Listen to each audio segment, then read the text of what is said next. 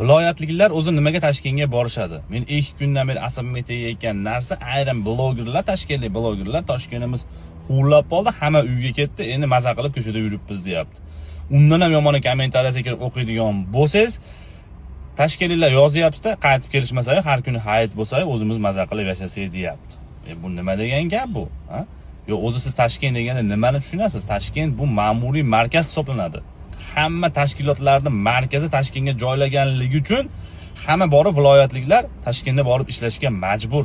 Mustaqil davlatimizning ikkala prezidenti ham viloyatdanligini eslardan chiqarib qo'ydilar shekilli.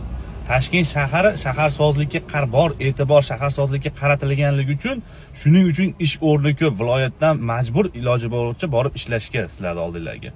Hamma savdo markazlari kattalari ham Toshkentda joylashgan, eng oliy o'quv ta'limning markazlari ham glavnilari Toshkentda joylashganligi uchun iloji yo'q borib Toshkentda o'qishadi.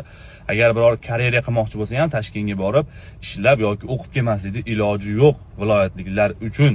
Sizlarning yutug'inglar Toshkentda tug'ilib o'sib qolganinglar bo'lyapti. Agarda viloyatdan sizlarga oziq-ovqat mahsulotlari ham Toshkentga viloyatdan yetkazib beradi. Agar 2 kun kirmay qolsa, Vest Toshkentlar och qolib ketib qoladi. Shuni ham bilib olinglar. O'zi poytaxt qilib tanlagan ham viloyatliklar tanlagan. Misol bunday tarixni qaraydigan bo'lsanglar, viloyatliklar Toshkentni poytaxt qilib tanlashib olgan.